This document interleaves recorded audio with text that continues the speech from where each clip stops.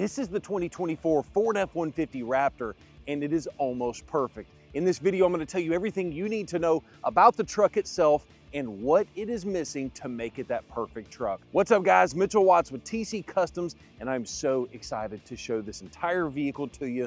And let's talk about some of the major changes they've made on this vehicle. First up, let's talk about a few of the changes Ford has given us on the 24 model. Now, obviously, you can see they've got an updated front end, updated rear end, and an updated interior. But this video is going to go much more in detail and tell you everything you should need to know if you're interested in buying one of these trucks, or if you just are looking for something fun to watch on YouTube. So let's first off talk about the outside and the front end of the truck. Now, if you didn't realize, the Ford F-150 Raptor has been around for quite some time. In fact, I believe it started out in the 2010 model year. And if you go all the way back, you realize that Ford has turned this Raptor not just into an F-150 Raptor, but you also have the Bronco Raptor located, which is my daily driver, and I absolutely love that thing. But they've also even got a Ranger Raptor. That's how popular this series has become. And in this video, you'll realize why the Raptor has become so popular, because it's not just a suspension package, and we're going to cover that in detail. First up, let's take a look at the front end. You've got a brand new grille, brand new headlights, and I love the updated look on this front end. I mean, take a look at how the grille has got, I don't really know how to explain it, but it flows into the headlight itself perfectly. You've got a new updated design for the daytime running lamps, the DRLs. And really, that's going to be the biggest part of the update for the outside on the truck.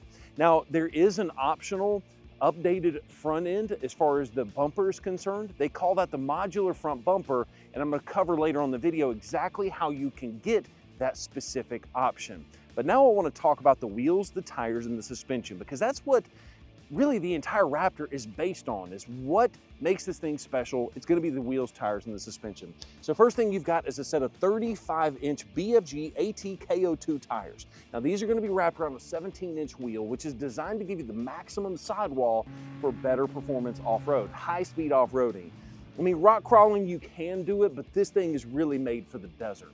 Now the suspension on this vehicle has got a Fox live valve shock absorber on the vehicle. So that way, if you jump the vehicle, it knows, oh crap, I'm in the air, I need to stiffen up, and it automatically will stiffen up the dampening on the suspension, so that way it makes the landing a lot better. Now there's also the ability to go with a dual live valve suspension system, and once again, I'm going to cover that a little bit later in the video as well. But just providing a better suspension system is not enough, because if you've got this flimsy, rink-a-dink little frame, it doesn't matter what you put suspension-wise. You have to have a strong backbone to have a decent suspension system. So a lot of people don't realize the frame on this F-150 Raptor is completely different than the frame that comes on the Lariat, the XLT, the XL, all of those. This is a completely different frame because you have to have that strong mounting point. You have to have that strong backbone. And that is a cool feature on the F-150 Raptor.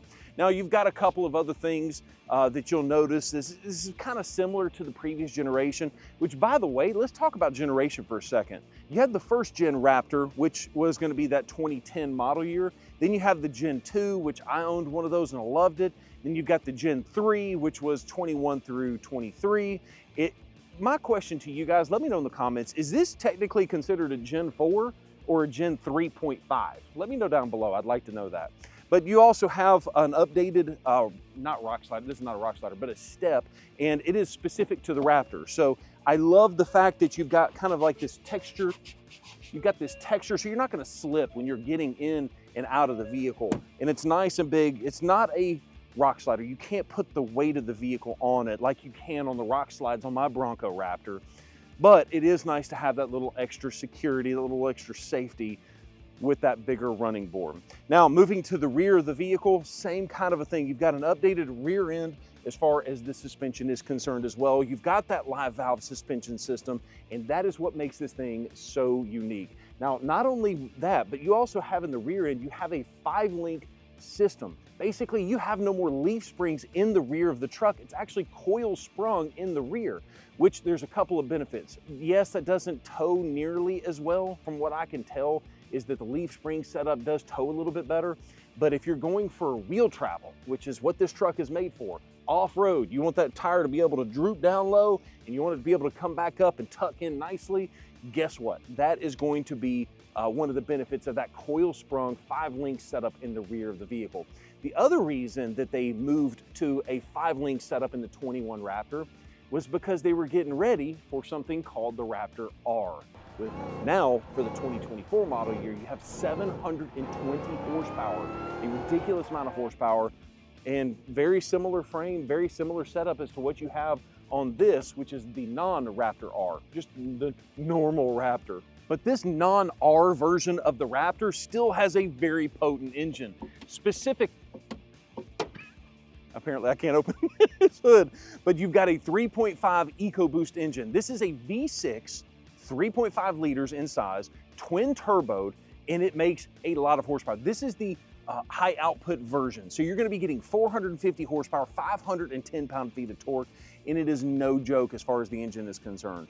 These engines have been very, very solid in the past. Now, there were plenty of reports on the Gen 2s that had cam phaser issues. I'm not gonna get into that in this video, but from what I can tell on the Gen 3, it seems to be solid and seems to be fixed for this Gen 3. But yes, high output Raptor variant of the 3.5 EcoBoost. It's still a strong engine for an F-150. Now, there's not a whole lot of eco going on in this boost, meaning that yes, it makes plenty of horsepower and torque, but it's not gonna be that economy friendly. If you're wanting something that's economical, go buy you a Prius. Now let's take a look at the inside. The inside got a big update as well. So it's gonna look very familiar because it's one of those things that if it ain't broke, don't fix it. So you've got a very familiar looking steering wheel, but you have the upgraded paddle shifters that are exclusive to the Raptor. That's kind of obvious. You've got this massive instrument cluster, which is completely customizable.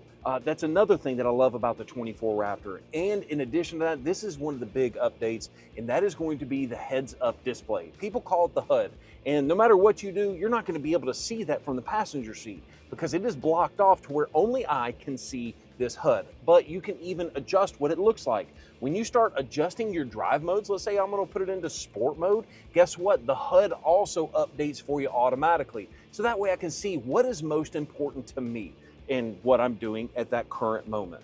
A couple of other notable features that they've updated are going to be the seats. These do feel very similar, but they do look a little bit different than what they've done in the previous generation, as well as the Raptor, the high performance version of this, the 802A package that I'm gonna cover here in just a second.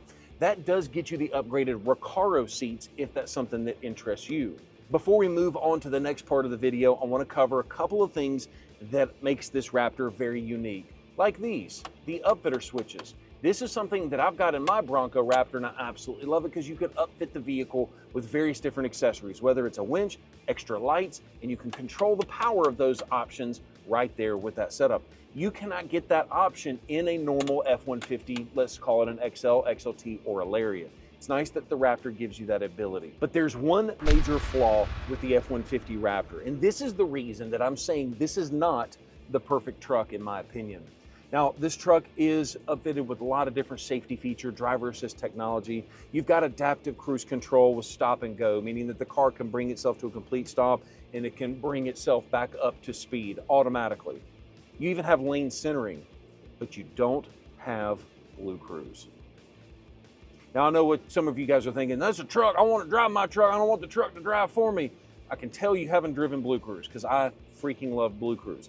Now, a fun fact for you is that we thought the Blue Cruise was eventually going to come to the Raptor. How do I think that? Or why do I think that? Because in the 2021 version in the 2021 version of the F-150 Raptor, they had the upfit package, the prep package for the Blue Cruise. In fact, it even came with the sensors that looked at the eyeballs so that way the over-the-air update would give you the ability to have Blue Cruise.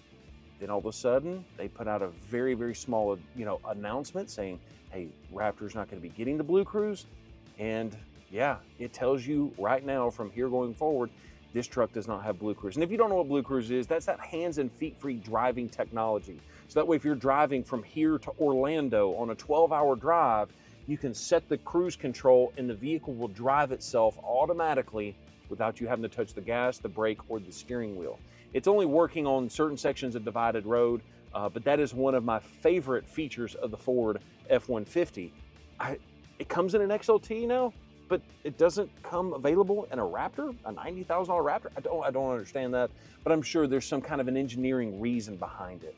Now, getting off of the negativity and getting back to some of the fun features that I love, this button right here. This is an underrated button, and it should be in every single one of the F-150s.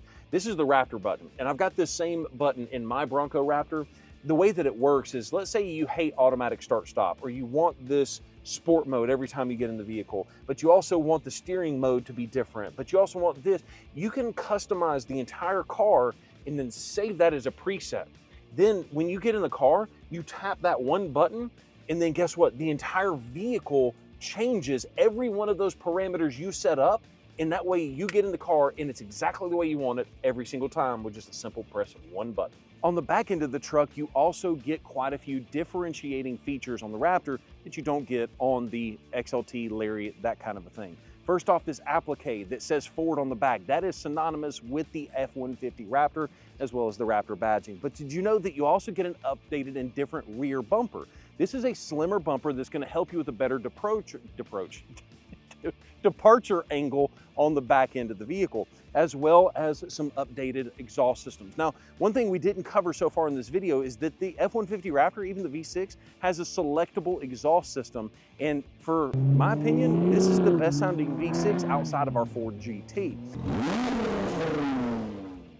Now, the backside, you also do have the ability to tow with it, but once again, it is going to be reduced compared to a normal F-150, let's say with just a suspension system that's designed for towing. But looking at the backside of the vehicle, you do have your tailgate step that's built in, as well as a spray-in bed liner, and you also have your Pro Power on board built into the vehicle as well. So yet again, a lot of really nice features that you get on the F-150 Raptor you don't have to necessarily give up to go with the high-performance off-road version. Now I want to talk about how Ford has been repackaging some of these options on the F-150 Raptor. And we've made a video in the past where we talked about how the F-150 has been redesigned for 24, but one of the main focuses was to simplify the manufacturing of the vehicle. Well, one of the ways you can do that and also increase the quality of the vehicle is by reducing the options that you can select and packaging them together. It makes it a little bit more predictable on what Ford is going to need to build. Let me explain what I mean. In the past, well, let's not even talk about the past. Let's just talk about current day. So right now, this is what you call an 801A equipment group. That means it is a Raptor, it has the 35-inch tires, it has the live valve suspension, and it has everything that you see here with a couple of exceptions. There's a couple of options, which I know this one has got the twin panel moonroof, as well as the engine block heater and the spray and bed liner. That's literally the only options that you have. Now, keep in mind that if you go with the 801A equipment group, normally you would have this bedside graphic running down the vehicle. But because we opted this vehicle in rapid red, it gives you an automatic delete of those options or that bedside graphic. If you get something like a black or a gray or a blue or something like that, it will have that bedside graphic as a standalone option. And if you don't want it, you can option for a graphic delete package. But if you do that, it doesn't save you any money. So my recommendation is, I know a lot of Ford dealers that watch our videos to help with their training. My recommendation, if you're ordering these for your inventory, is to order the truck. And then if you have a customer that doesn't like the graphic, just peel it off. I mean, you don't have to, it doesn't save the customer any money. So go ahead and order it with that option if it's a no charge option, if that makes any sense. But that's what the 801A equipment group is. What happens when you step into the 802A equipment group? The 802A equipment group is the high performance, the 37-inch performance package, what they used to call it. So now let's talk about what do you get on the 802A equipment group. When you do that, you pick up the 37-inch performance package. It means you get the 37-inch tires, you get the beadlock capable wheels, and so many other things, like the dual live valve suspension system. That is the only way to get that upgraded, where not only do you have the live valve in one stroke, but you also have it in the upstroke as well. So it's nice that you have a better suspension system, not just bigger tires. In addition, you also pick up the Recaro seats, among a lot of other things. That's what that 802A equipment group is. Now, if you go up to an 803A equipment group, that is the Raptor R. That is the 720 horsepower. That is there's so much to cover, we're not gonna cover it in today's video. And if you guys will like this video and let me know, I will be happy to make a Raptor R video for the 2024 F-150 as well. Guys, thank you so much for watching this video. Make sure you thumbs up the video and subscribe to the channel with the bell notification turned on so you don't miss a single video. Peace.